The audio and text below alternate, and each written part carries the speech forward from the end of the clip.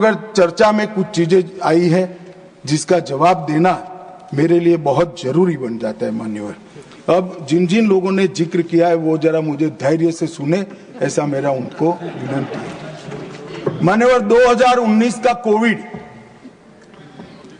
Covid के प्रबंधन के लिए जिन लोगों ने टिप्पणियां की, मैं विश्वास के साथ उनको बताना चाहता हूं, पूरे संसार में सबसे अच्छा कोविड प्रबंधन कहीं हुआ है तो हमारे भारत में, और इसका हर भारतीय को गौरव होना है। पूरा संसार आज उसकी बुरी बुरी प्रशंसा कर रहा है। मान्यवर, दुनिया में सबसे अच्छा मैनेजमेंट हमने करा। कोविड आते ही टीका बनाने की शुरुआत की। कई ऐसे रोग हैं कांग्रेस के शासन के अंदर, उसका बना हुआ टीका लगाने में 20-20 साल, 2-2 पीढ़ियां निकल गई।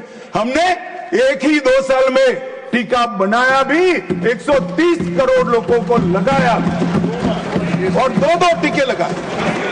और टेक्नोलॉजी का इससे सटीक उपयोग जन कल्याण के लिए पूरे विश्व में मान्यवर कहीं नहीं हुआ होगा।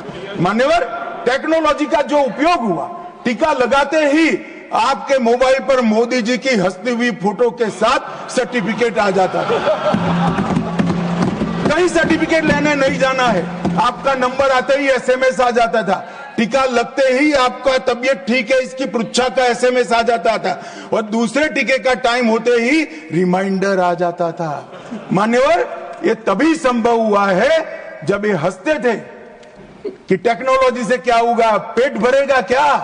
पेट ही नहीं भरा, जान भी बची है, ये आज आपको स्वीकार करना। मान्यवर, ऑनलाइन ट्रीटमेंट, मुझे बरोबर याद है मान्यवर, कई सारे एक्सपेरिमेंट होते थे क्योंकि इसकी कोई निश्चित ट्रीटमेंट ही नहीं थी। पहली बार दुनिया इस वायरस का सामना कर रही थी, ट्रायल एंड एरर चल रहे थे। कई सारी ऐसी दवाइयां, कई ऐसी ट्रीटमेंट जो सफलता प्राप्त करती थी, लोग तुरंत ही देश के साथ, दुनिया के साथ साझा करते थे। तज्ञ डॉक्टर इस पर बैठकर इसको सर्टिफाइड करते थे, इसको जारी करते थे। परंतु छोटे से छोटे गांव से राज्य के सिविल अस्पतालों तक और राज्य के सिविल अस्पताल से एम्स तक वीडियो कॉन्फ्रेंस के माध्यम से, टेली मेडिसिन के माध्यम से छोटे से छोटे दर्दी के डॉक्टर को यहां से गाइड करने का काम किया गया, और मैं कह सकता हूं लाखों लोगों की जान बची। मान्यवर, 40 बार इस देश के प्रधानमंत्री ने राज्य के मुख्यमंत्रियों के साथ बातचीत की, इनकी पृच्छा की, और केवल प्रधानमंत्री नहीं, पूरा मंत्रिमंडल जो इसके लिए काम के साथ जुड़ा था वो बैठता था। कोई मुझे बता दे, किसी भी आपदा में आजाद भारत में कोई प्रधानमंत्री ने सभी मुख्यमंत्रियों के साथ 40 बार बात की हो तो वो बता दे। और आप फेडरल स्ट्रक्चर की बात कर रहे हो। कोई कह सकता है हमारे राज्य में टीका नहीं मिला? टीका तो हम सबको देते थे, लगाने में राजनीति होती थी, मोदी टीका कर कर लोगों को रोक रहे थे। और जब देखा कि ये तो अब काम में आने लगा है, चुपचाप अंधेरे में 2 टीके लगाकर घर में बैठे, ट्वीट भी नहीं किया, जनता को गुमराह करते। ऐसे आपदा के समय में मान्यवर, पूरी दुनिया में सबसे अच्छी लड़ाई हम लड़े, इसका कारण नेतृत्व है। नेतृत्व किस प्रकार से? नेतृत्व के कई प्रकार होते हैं। कोई अपने आप में विद्वान होता है, अभ्यास करता है, अच्छे भाषण कर लेता है, चुनाव जिताता है, उसको नेता मानते हैं। मगर मैं नेता मानता हूं क्योंकि हम सफल इसलिए हुए कि पूरी दुनिया में सरकारें कोविड-19 के खिलाफ लड़ रही थी। हमारे यहां केंद्र सरकार, राज्य सरकार और 130 करोड़ की जनता सभी लड़ रहे हैं। इसका नाम नेतृत्व होता है। आजाद भारत में एक भी उदाहरण नहीं है, कोई सरकारी नोटिफिकेशन के बगैर एक नेता ने वायु प्रवचन किया कि कल जनता कर्फ्यू है, कोई अपने व्हीकल लेकर नहीं जाएगा, और पूरा देश, एरोप्लेन बंद, रेलवे बंद, ट्रेन बंद, गाड़ी बंद। इतना बड़ा सम्मान किसी नेता के अपील को कभी नहीं मिला। हमने जब जनता कर्फ्यू निकाला मखौल उड़ाते थे। थाली बजाकर जागरूकता लाने का काम किया, मखौल उड़ाते थे। दिया प्रगटाकर श्रद्धा व्यक्त करने का काम किया, ईश्वर से मदद मांगकर हमारी लड़ने की क्षमता का वृद्धि करने का काम किया, हमारा मजाक उड़ाते थे। और अंत में क्या हुआ, जो मजाक उड़ाते थे वो खुद ही मजाक हो गए मान्यवर, और देश की जनता ने दूसरी बार नरेंद्र मोदी को चुनकर भेजा। मान्यवर, एक बात हुई पीएम केयर की, कि पीएम केयर में कोई ट्रांसपेरेंसी नहीं है, ये नहीं है, वो नहीं है, ढेर सारे आरोप लगाए। लगाने में तो अब एक कल्चर बना है, आरोप लगाना और भाग जाना। परंतु मान्यवर, ये तो पार्लियामेंट है, स्ट्रीट नहीं है। यहां आरोप लगाओगे तो जवाब भी सुनना पड़ेगा। अब धैर्य से सुनिएगा। प्रधानमंत्री राष्ट्रीय राहत कोष कांग्रेस के शासन में बना मान्यवर, और पीएम केयर्स नरेंद्र मोदी जी के शासन में बना, एनडीए के शासन में बना। कांग्रेस के शासन में एक परिवार का ही नियंत्रण होता था मान्यवर। इसके अंदर कांग्रेस के अध्यक्ष सदस्य होते थे मान्यवर। कांग्रेस के अध्यक्ष सरकारी फंड में कांग्रेस के अध्यक्ष रहते। क्या जवाब दोगे देश की जनता को? ऐसा मानते कोई पढ़ता नहीं है, देखता नहीं है? हमारे यहां प्रधानमंत्री जी, रक्षा मंत्री, गृह मंत्री, वित्त मंत्री है, पदेन है। कल अगर हम नहीं रहेंगे, ऐसा होने वाला नहीं है, मगर नहीं रहेंगे तो आप अगर बैठोगे। हमने भारतीय जनता पार्टी के अध्यक्ष श्रीमान नड्डा को नहीं रखा है, हमने पदेन व्यवस्था की। अब सुनिए आप। अरे काफी कुछ है सुनने के लिए, बैठिए। मान्यवर, कोई पारदर्शिता नहीं थी। आप बैठिए ना, आप बैठिए। Nothing will go on record. He's not yielding. No. Honorable Home Minister. मान्यवर, Not yielding. Honorable Home Minister is not yielding. हाँ, मुझे सुनिए ना। मान्यवर, मैं गलत हूं तो कल लिखित रूप में आपको दे दूंगा, नहीं तो ऑथेंटिक कर लूंगा। आप चिंता मत करिए। He is not yielding. मान्यवर, जवाब बीच में देने की प्रथा है हमारी क्या? He is not yielding. Nothing will go on record. He is not yielding. No, he is not yielding. मान्यवर, वो बोल रहे थे, मैं कुछ नहीं बोला। उनको लगा कि बैठा बैठा सुन रहा है, ठीक ही है।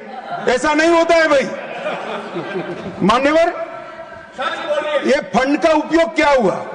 प्रधानमंत्री राहत कोष के फंड में से राजीव गांधी फाउंडेशन को फंड दिया गया। अबे राजीव गांधी फाउंडेशन कौन चलाता है? कांग्रेस की अध्यक्ष और उनका परिवार चलाता है मान्यवर, तत्कालीन कांग्रेस की अध्यक्ष। मान्यवर, फंड का ट्रांसपेरेंट उपयोग है। हमने क्या किया? कोरोना महामारी, आपदा राहत, ऑक्सीजन प्लांट, वेंटिलेटर, गरीबों को सहायता और टीकाकरण के लिए इसका खर्च करने का काम भारतीय जनता पार्टी के प्रधानमंत्री। मान्यवर, जवाबदेही, कोई स्पष्ट पारदर्शिता नहीं थी। फंड के उपयोग के लिए कोई कमेटी नहीं थी। यहां पर प्रधानमंत्री जी के प्रधान सचिव, जो ब्यूरोक्रेट होते हैं, उनकी अध्यक्षता में 5 सचिवों का कमेटी बनाया गया है। वो रेकमेंड करता है, फिर वो ट्रस्टियों के सामने आता है और तब जाकर खर्च होता है। कोई सिस्टम नहीं था, अपने घर से ऑर्डर कर देते थे मान्यवर, और कोई भी प्रकार की जवाबदेही के बगैर दान स्वीकार कर लिया जाता है। आज पूरे दान का रिकॉर्ड है और पारदर्शी ढंग से संचालित होता है। मान्यवर, हमने राहत कार्य के साथ साथ कई प्रकार के इनोवेटिव सहायता भी की है, और राजनीतिक हस्तक्षेप इसमें कोई नहीं है। सभी जनता के चुने हुए नुमाइंदे और सरकार के 5 प्रमुख पद पर बैठे हुए मंत्री ही इसके अंदर काम करते हैं, पार्टी का कोई। अब देश की जनता तय करे कि पारदर्शिता कहां है। आप पारदर्शिता के मामले में तो बोलिए ही मत। जीप कांड से लेकर बोफोर्स तक इतनी पारदर्शिता आपने बताई है, 2G तक, कि पूरा देश थक गया है देखते थे। 12 लाख करोड़ के घपले घोटाले भ्रष्टाचार किए, और तब जाकर वहां जाकर बैठे हो मान्यवर। ये राजीव गांधी फाउंडेशन, इसके लिए भी बताने के लिए बहुत कुछ है, मगर मैं बता नहीं सकता, बताना नहीं चाहता, क्योंकि वो राजीव गांधी फाउंडेशन को सब पीएसयू भी फंड करते थे, कई कन्वर्जन करने वाले संगठन भी करते थे। जाकिर नाइक के एनजीओ से भी उसको 50 लाख का चंदा मिला था मान्यवर, और कई चीनी संस्थाओं ने भी पैसा दिया था मान्यवर। ये ट्रांसपेरेंसी की बात भारतीय जनता पार्टी के लिए करते हैं मान्यवर, कोई अधिकार नहीं है इस बात करने का मान्यवर। नीरज दागी जी ने कोविड विफल प्रबंधन का मुद्दा उठाया, इसके बाद उन्होंने कहा डीएम अधिनियम में कोई विशिष्ट आपदा सूचीबद्ध नहीं है। आपदा सूचीबद्ध करने का अधिकार राज्यों के पास है, अपने राज्यों के आपदा के प्रकार के अनुसार वो उसको सूचीबद्ध कर सकते हैं। और इन्होंने कहा कि हिंसा और दंगों का इसमें से निकाल दिया। मान्यवर, आपदा प्रबंधन और दंगों की हिंसा का क्या लेन देन, मुझे बताइए। ये क्यों विचार आता है? क्योंकि इनके राज्य में बहुत दंगे होते थे मान्यवर। आपदा प्रबंधन और दंगों का क्या लेन देन, कैसे कर सकते हैं? उचित ही किया है कि हमने नहीं किया है। एक हो गया मान्यवर,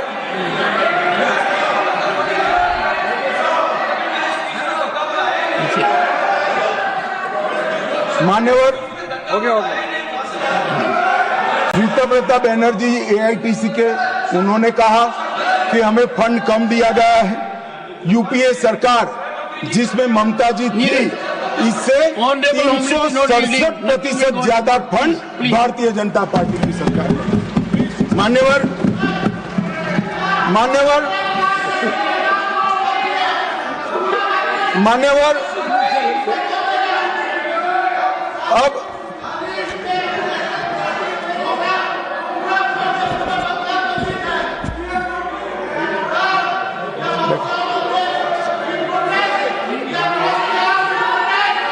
मान्यवर उनको सुनना है क्या? आप प्लीज मुझे संरक्षण दीजिए, उनको बिठाइए। Honorable members, please take your seat. This is not our culture. I am happy that leader will take care of you. Please, no, take your seat. Take your seat. Okay. Take your seat.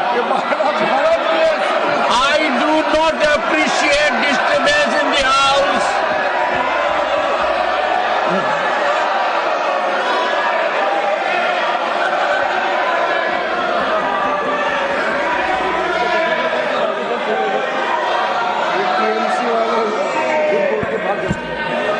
मान्यवर,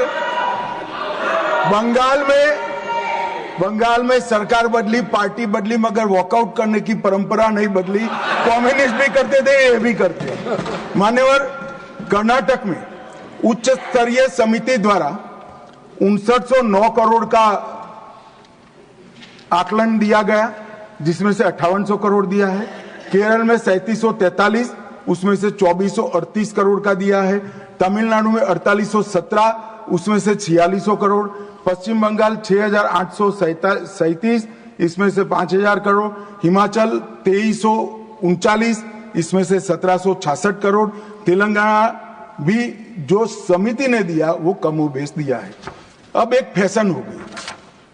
मैं आपको बताना चाहता हूं कि वित्त आयोग ने ये सहायता करने के लिए एक नॉर्म्स तय किए हैं कि भाई आपदा के समय में सहायता किस तरह से की जाएगी, वो भी तय किया है, और इसका दर क्या होगा वो भी किया है। पशु मर जाता है, दूध वाला पशु मरता है तो एक्स सहायता होगी, दूध न देने वाला मर जाए तो वाई होगी, झोंपड़ी टूटेगी तो ए होगा, पक्का मकान गिरेगा तो बी होगा, बिजली का खंभा गिरेगा तो ए होगा, रोड टूटेंगे तो ए होगा। ये सारी चीजों के नॉर्म्स तैयार है। मेरा सभी राज्यों से आग्रह है कि वो नॉर्म्स के हिसाब से अपनी दरखास्त भेजे। आपने जो फ्री बीज बांटी है, इसका खर्चा आपदा प्रबंधन के पैसों से नहीं हो सकता भाई। नॉर्म्स के हिसाब से 5000 करोड़ बनता है और 50,000 करोड़ का आप करोगे। हमने 50,000 करोड़ मांगा था, 5,000 करोड़ दिया। अरे भाई, मांगा ज्यादा था, आपका बनता नहीं है। और ये नॉर्म्स अगर किसी को नहीं, वैसे तो साइट पर है, नहीं है तो मुख्यमंत्री जी मुझे पत्र लिखे, मैं तुरंत पर्सनल मैसेंजर से उनको भेज दूंगा, वो देखकर वो बनाए, हमें कोई आपत्ति नहीं है, 25 पैसा भी नहीं काटेंगे, हमें कोई आपत्ति नहीं है, मगर आप मांग इस तरह से करते हो कि इसको काटा जाए। जो नहीं मांगा था वो भी दिया है मान्यवर। झारखंड को 111, केरल को 121, महाराष्ट्र को 460, बिहार को 256 और गुजरात को 254 ये अग्निशमन के लिए दिया है, जो पहले कभी नहीं दिया जाता। नरेंद्र मोदी जी ने दिया है और बाकी राज्यों को अगले साल मिलेगा। मान्यवर, एक तमिलनाडु को दी हुई सहायता के बारे में बहुत आया। हमने टोटल 2028 करोड़ रुपया 19 से 24 के बीच में दिया है और भरपूर सहायता की है मान्यवर। इसके साथ साथ थम्बी दुराई जी चिंता कर रहे थे कि एक अलग प्रकार की आपदा आ गई है, शराब का फ्लड आया। थम्बी दुराई जी, आप इसका तो यहां रास्ता नहीं निकलता।